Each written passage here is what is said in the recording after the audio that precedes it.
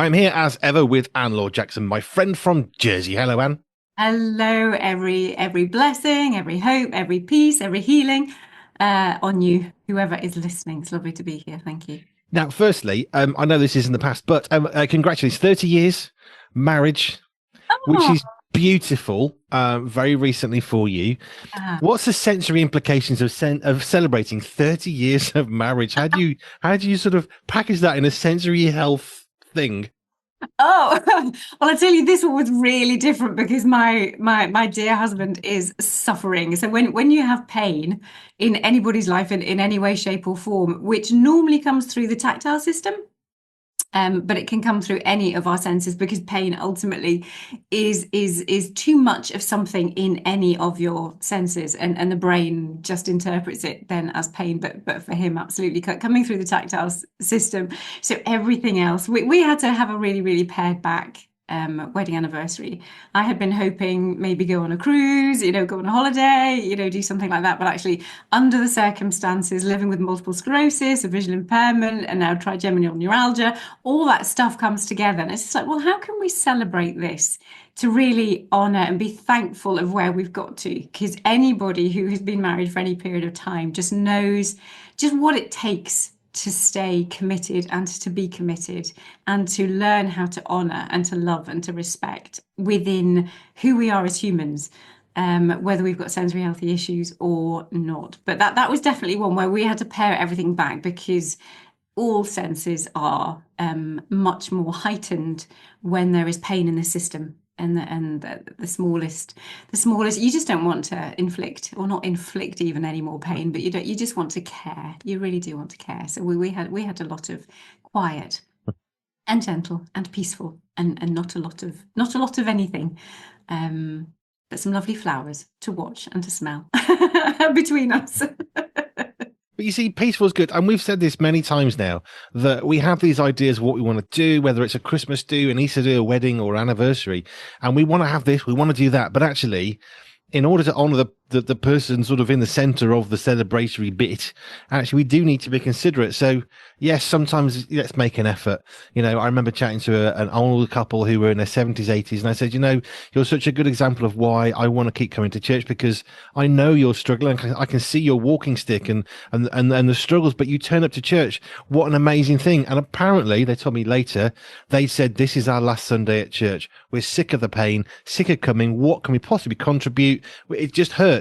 And then I said that to them, completely unknown. And they said, we're going to church.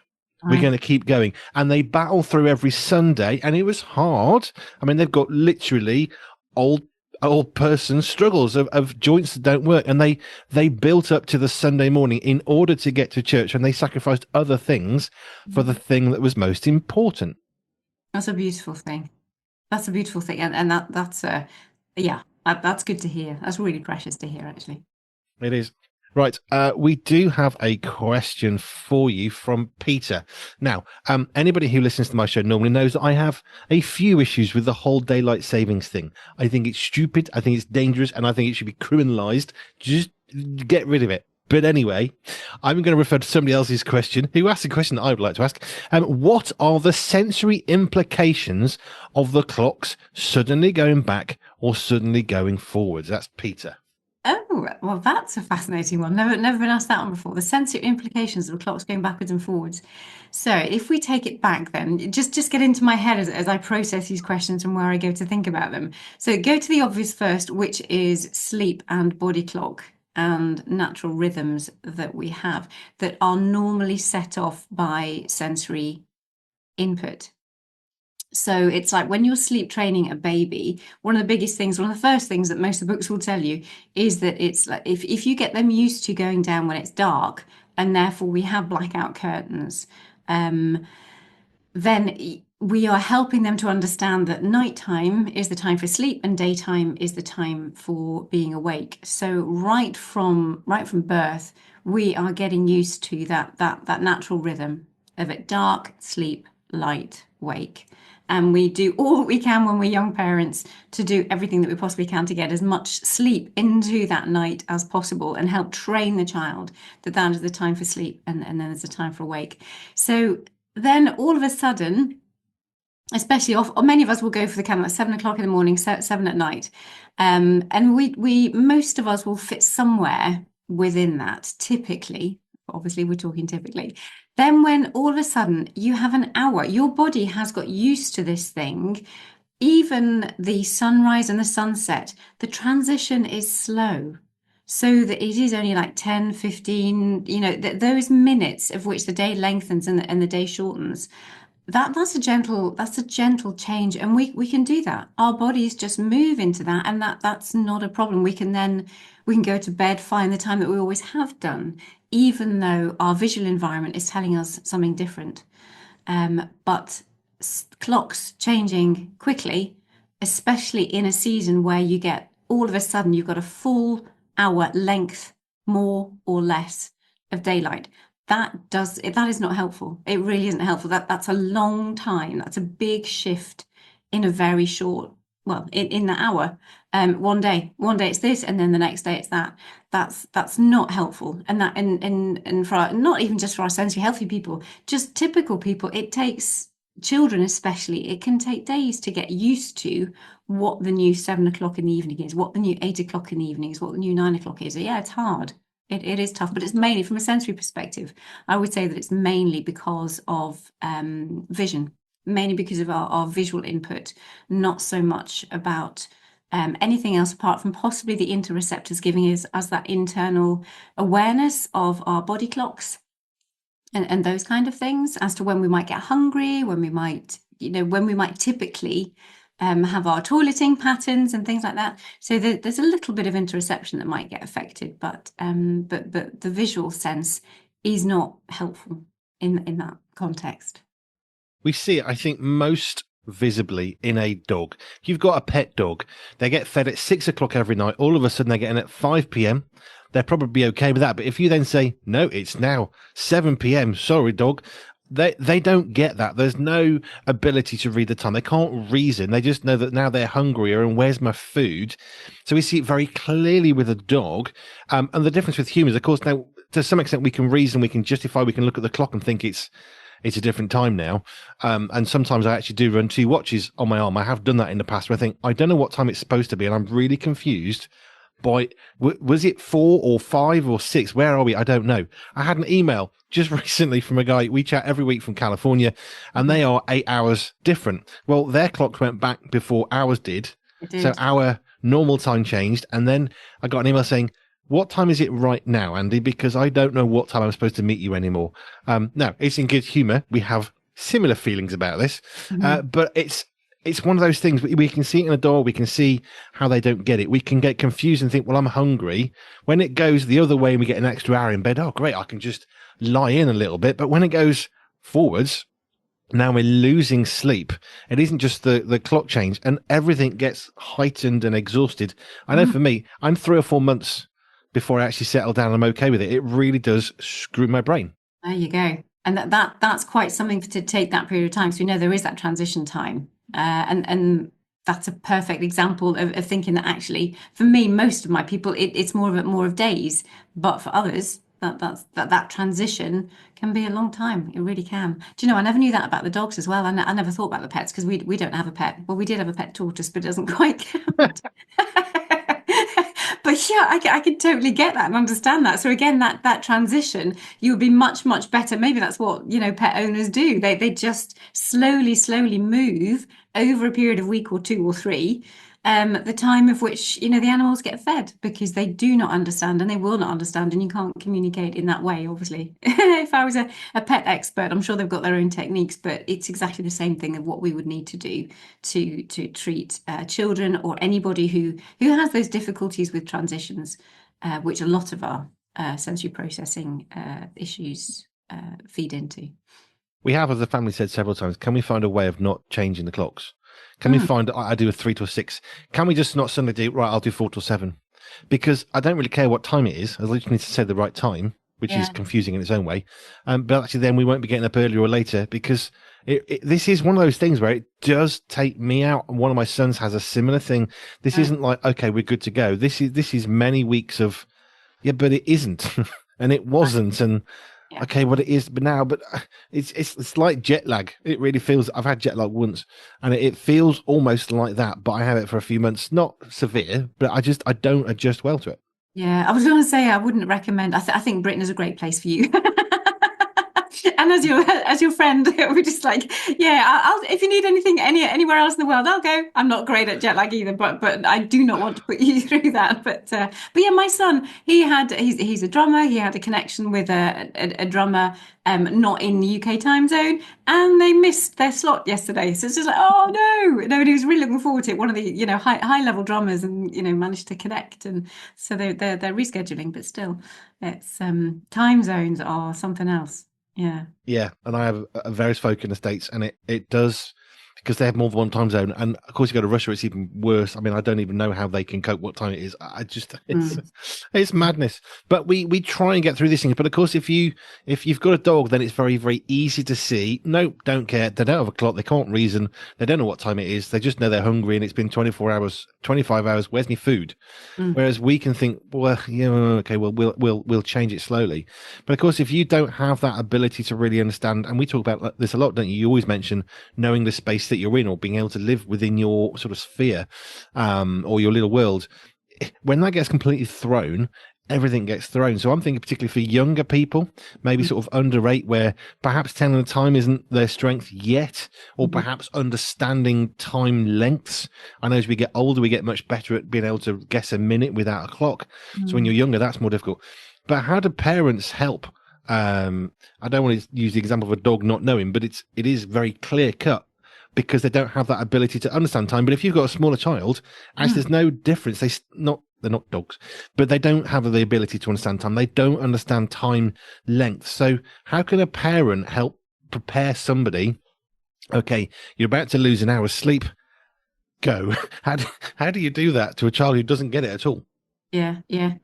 Stick to what they know, and I think it is those small transitions. And being able to explain to them. So you would going through all the senses and using each of the senses to help. It would be like, so say if they are losing an hour where they have to go like to bed, um, basically an hour earlier, it is like slowly taking those 5 minute increments over the period of a week or two, either beforehand or after the clocks have changed, probably a week before and a week after, so that the transition becomes a lot easier and it's not so noticeable, and you're halfway through the transition when the clocks actually change. So you would use shorten everything that you do. So that normal like bedtime routine. Um, and the mealtime routine is shifted that little bit, 5-10 minutes each day to something, and then shortening the times in between that you would do such and such. So your meal times, just see if you can just shrink them a little bit so that you can shrink everything over time, so that it's a quicker, you're moving through your typical schedule a little bit quicker as well. So it's a combination of doing the shift and then actually trying to shorten down each of the things that you do, so that you can help the body clock to stay in familiarity with the sensory experiences of what's eaten, and teeth, and what they hear and their sounds, but and what they see, but just using all the senses to bringing down the light quicker, using blackout curtains if it is light outside, whereas it wasn't like before, using sounds, using familiar songs, to help the transition to help the sequence of what you normally do stay the same, but you're shifting the time in which it happens, so that the time in and of itself becomes irrelevant.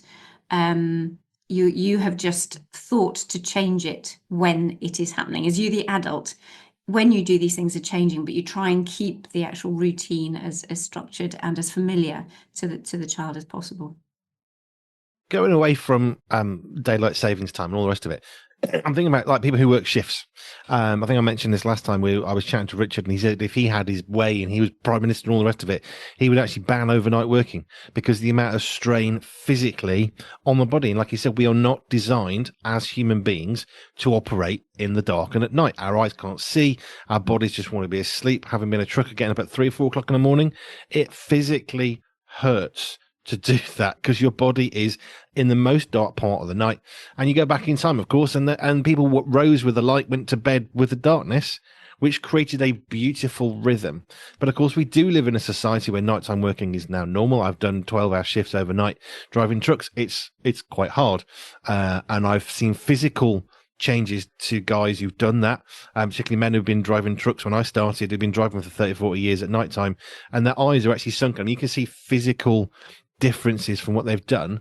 But if somebody is having to work like a night pattern or a shift pattern, is there something you can help adults who are going through that transition? Because rather than like twice a year losing our game there, if you're working a shift pattern and it's changing through days, late nights, whatever, how can you best help people who are in work to move through that cycle? Because some shift patterns will help you and some won't.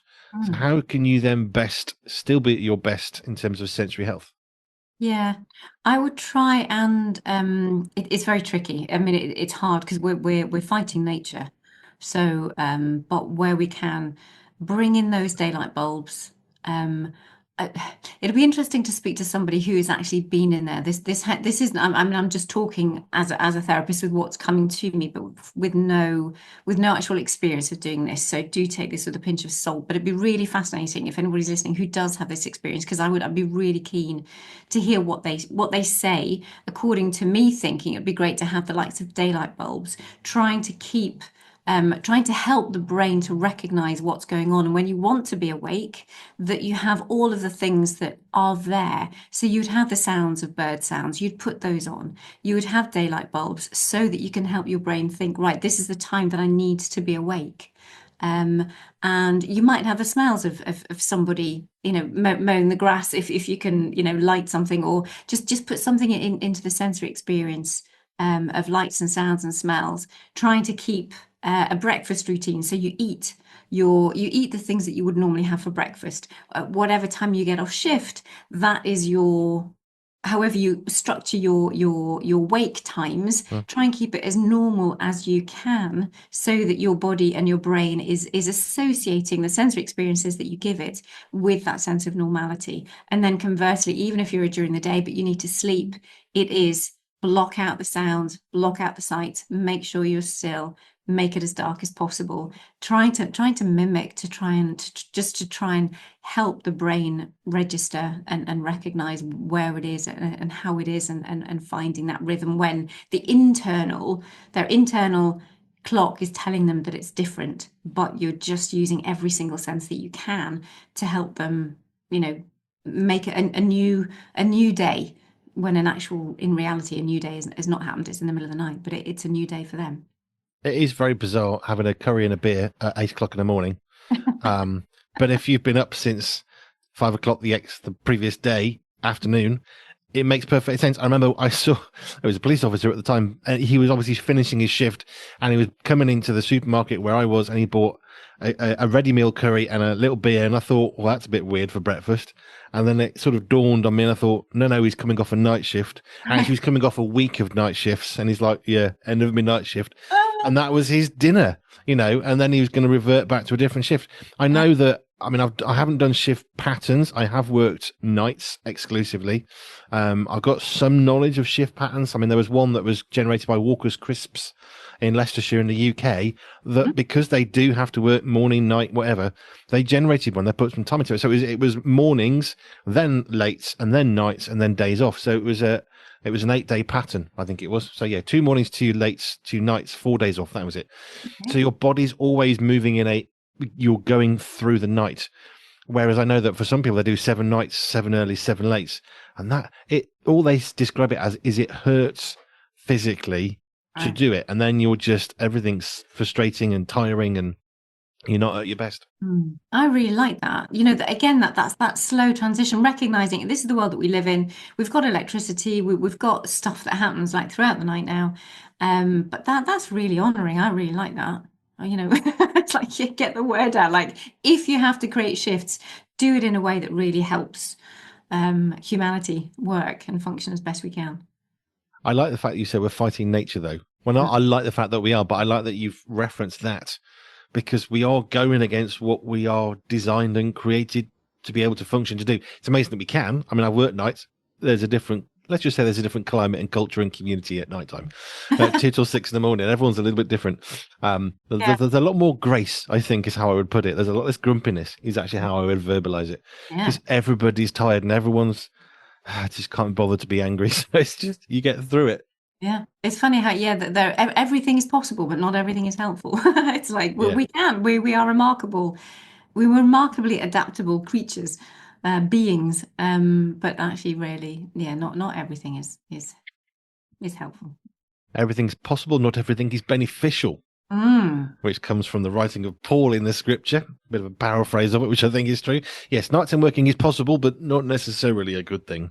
I mean, Hmm. it's nice we can do Amazon next day, great, but for you to get it next day, it has to get to you somehow, and that means somebody somewhere has got to transport that parcel. That's just a parcel, let Mm. alone everything else.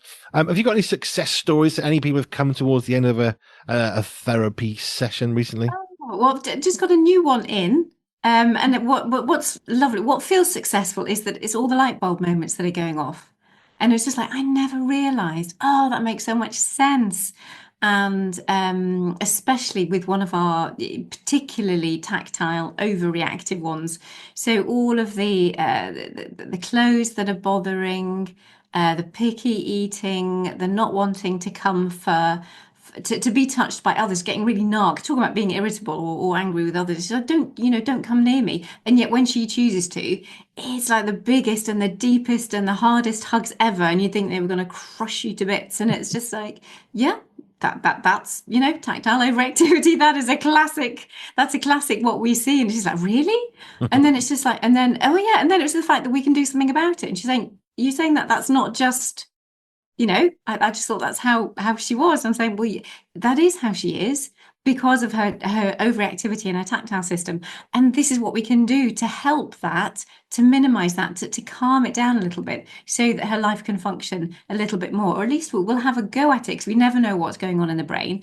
But we do know after 30 years experience that this stuff can change. So not only was it a lovely thing of it really makes sense. And you're telling me, she's saying, you're telling me that these things are connected. And I'm saying, yes, they are connected.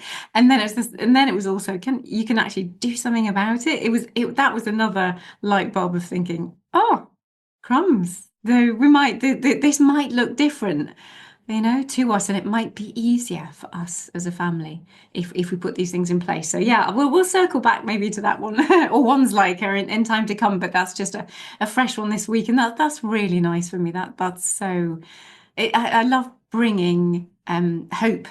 That is such a strong part of why I just love what I do because people just to air that this stuff is real. That was the other thing, and that this, yeah, it is real, and that there are things that can do about it. And she said that the fact that you just validated that it is actually as hard as it is for us. And I said, yeah, it's not mild.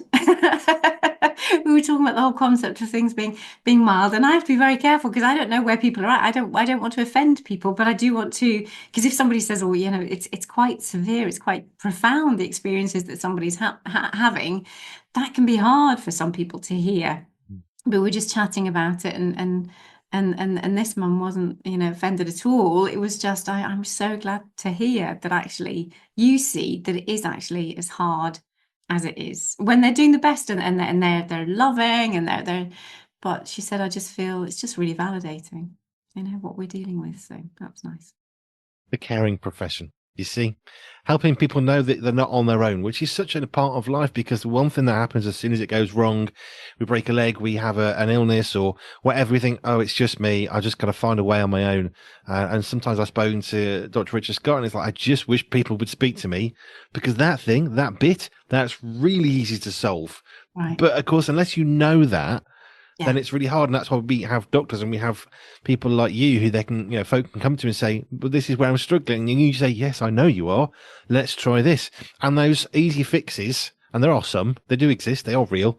Mhm. Actually, it's great. But, and I said this a lot, you don't know what you don't know. And if you don't know it, how can you know it? So we come to people like you who can help us. Very welcome. Would love to chat. Anybody and everybody. I love having the opportunity just to let folks know that this stuff is real and there are things that we can do about it and that you're not alone. Fab. If you don't want to be alone and you want to contact Anne and get some help, you can go to her via our website, pure247radio.org, pure247radio.org/ALJ, and that will connect you to Anne Laure Jackson. Thank you, Anne. Brilliant. Thank you. God bless.